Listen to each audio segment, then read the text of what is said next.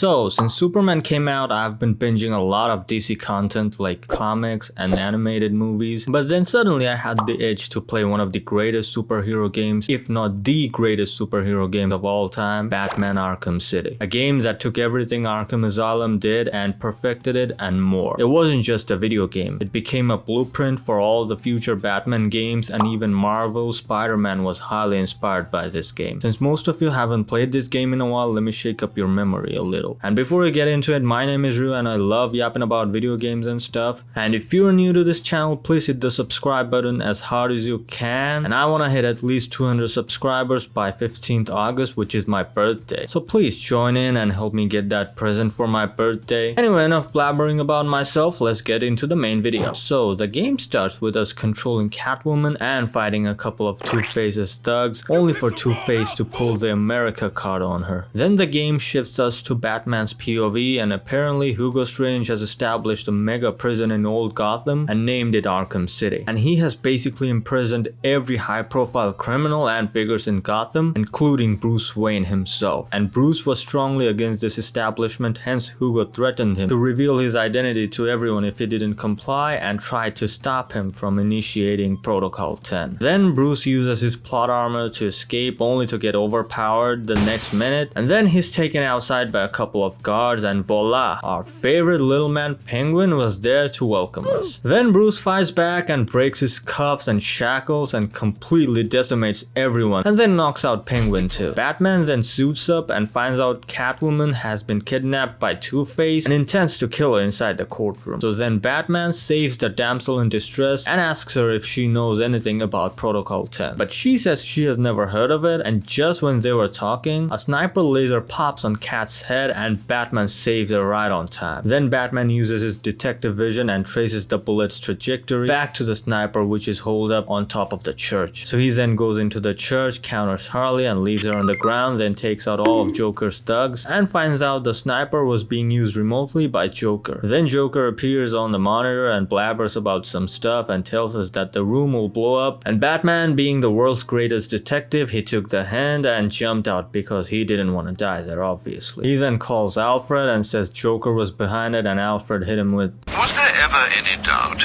Then Batman goes to Sionis' steel mill where Joker is holed up and gets pranked by Joker by making him believe that the Joker was dead, but he actually wasn't, and then he gets bonked into unconsciousness and the game shifts to Catwoman. And apparently she wants to steal money from Hugo's vault and needs Ivy's help to do so. So she goes to Ivy's lair to persuade her, only to get overpowered by Ivy because she trampled some flowers or something. Then we come back to Batman again, and it turns out Joker has been sick since Arkham Island because of the Titan serum and has transfused the same blood into Batman and has distributed his blood in various hospitals in Gotham. So Batman had no choice but to look for a cure to save himself, Gotham, and unfortunately the Joker as well. And the only person who could make such a cure was Mr. Freeze, and to find him he had to locate the coldest point in Arkham City. So he finally found out the coldest point, but it turns out Penguin has taken Freeze to the museum. So then Batman goes to the museum, finds out Penguin has Freeze's freeze ray gun, saves a couple of cops, fights some more thugs, and finally meets Mr. Freeze. Freeze tried to be a little gangster, but Batman tells him today is not the day to fuck with him. So Freeze agrees to help him by making the cure, but he needs his suit to do so. So then Batman ensures that Freeze gets the suit, punches Penguin, fights Solomon Grundy, and then mollywops Penguin again, and then Freeze puts him in a showcase. And it turns out Batman can only be cured by someone who has a special kind of enzyme in his blood, and only Ra's al Ghul has that kind of blood since he has been alive for centuries. One of his lackeys overhears Batman and escapes the showcase she was being kept in, but leaves a blood trail. Batman then follows the blood trail, but on the way he almost flatlines and meets his parents, but thankfully he's Batman, and finds out the hideout of the League of Shadows and meets his ex-girlfriend Talia there. Batman then lies to her and tells her that he's ready to join the League, league, but he actually just wants to get close to Raish to get his blood sample. Then Batman passes the demon's trial, successfully gets Raish's blood after a long repetitive boss fight where in the end Raish was about to sacrifice his own daughter to make the Batman kill him and join the league. Anyways, then he takes the blood sample to freeze and he makes 2 vials of cure and destroys one because he wants Batman's help to find Nora, and then tries to kill him. Like, this part made no sense to me. Why would you lower the chance of survival of the only person who could bring your wife back by first destroying one of the vials of cure and then trying to kill him? Anyways, then Batman goes through this unnecessary boss fight and finally overpowers Freeze, only to find out Harley has stolen the other cure. Then Batman goes back to the steel mill, finds out Harley has been tied to a pole, and then mollywops Joker. But surprisingly, Joker wasn't sick anymore this time around. Then some debris falls on him and traps him, but Talia shows up and offers Joker immortality instead. But she was actually smart enough to put a tracker on herself so that Batman could find her and the cure in the process later on. Then the story shifts to Catwoman once again, and she finally strikes a deal with Ivy and goes back to Hugo's vault to steal some gold bars or something. But just when she's done stealing it, turns out Hugo has initiated Protocol 10, which is basically blowing up every criminal in Arkham City and Batman along the way. Now Cat has a choice. Either she can save Batman or walk away with the gold. So Cat being Cat, she chose to walk away. But this is what happens if she leaves.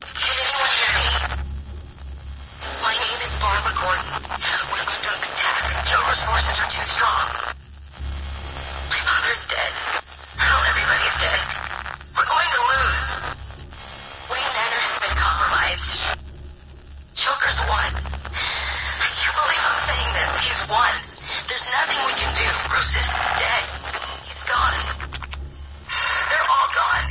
If you can hear this, send help, please.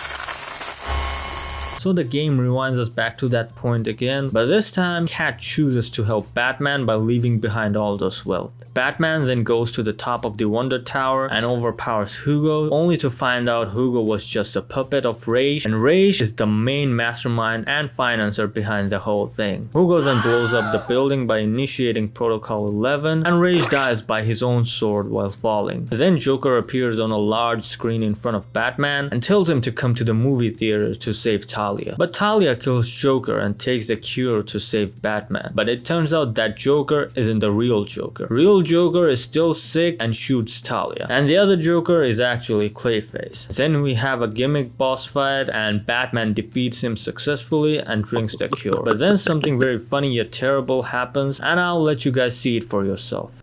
Every decision you've ever made ends with death and misery. People die. I stop you. You'll just break out and do it again.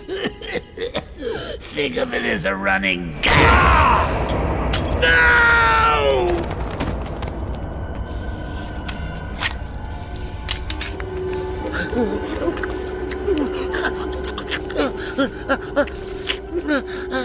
Are you happy now? Do you want to know something funny?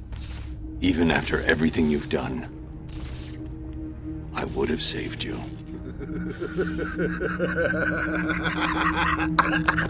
You know, that actually is pretty funny.